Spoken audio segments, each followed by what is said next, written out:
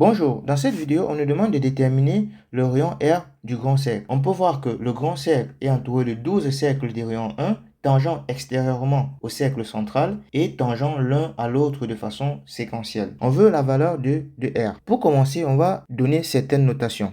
On va appeler O le centre de notre grand cercle et on va appeler A1, A2, A3 et ainsi de suite le centre des petits cercles autour. On va appeler A1, A2, A3 et ainsi de suite. Pour commencer, on peut voir que si on relie les points O, A1 et A2, on forme un triangle isocèle. De côté, R plus 1 et 2. Si je relie les points là, celui-là,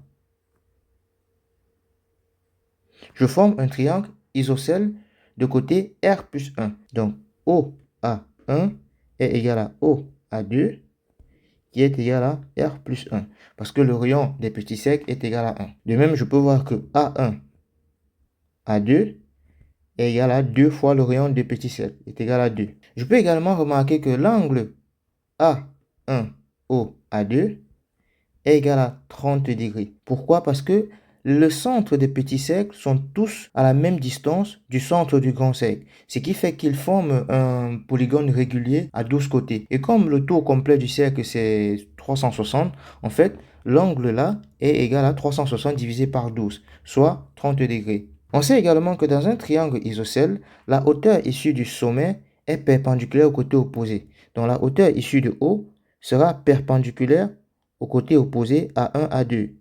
Non seulement il est perpendiculaire, mais il divise l'angle au sommet en deux parties égales. Ça veut dire que si j'ai 30 degrés complets, là j'ai 15 degrés. Ici j'ai un angle droit. Ce qui fait que j'ai un triangle rectangle juste là. Si j'appelle ce point I, en fait O, A1 et I, c'est un triangle rectangle. Et qui dit triangle rectangle dit formule trigonométrique de cosinus et de sinus. Je peux donc appliquer la formule du sinus qui dit que sinus de 15 degrés est égal au côté opposé sur l'hypoténuse. J'ai un angle droit qui est là. Le côté opposé à cet angle-là, c'est A1I. Et A1I correspond au rayon du petit cercle. Est égal à 1 divisé par l'hypoténuse. L'hypoténuse est tout simplement le côté opposé à l'angle droit, soit OA1.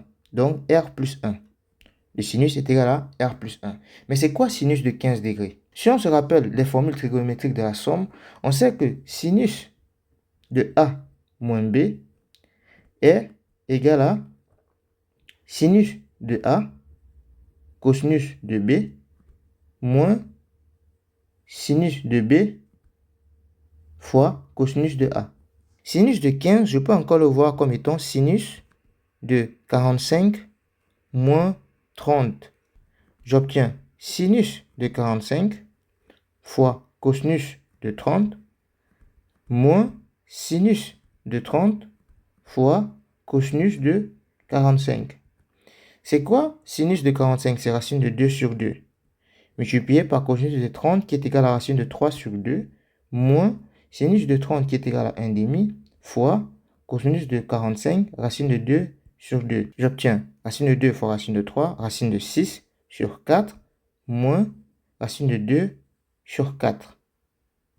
J'obtiens racine de 6 moins racine de 2 sur 4. Ça, c'est sinus de 15 est donc égal à racine de 6 moins racine de 2 sur 4.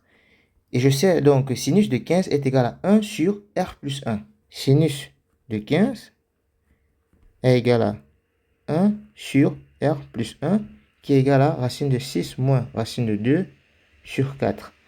En appliquant l'égalité des produits, je peux dire que R plus 1 est égal à 4 divisé par racine de 6 moins racine de 2. En conjuguant le dénominateur, j'obtiens 4 fois racine de 6 plus racine de 2 divisé par racine de 6 moins racine de 2 fois racine de 6 plus racine de 2.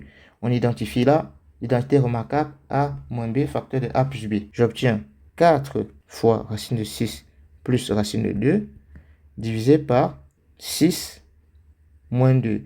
J'obtiens directement au dénominateur 4, ce qui me donne, en simplifiant par 4, racine de 6 plus racine de 2. J'obtiens donc que R plus 1 est égal à racine de 6 plus racine de 2, et R est égal à racine de 6 plus racine de 2 moins 1. Et ça, c'est la valeur du rayon de ce cercle. R est égal à racine de 6 plus racine de 2 moins 1.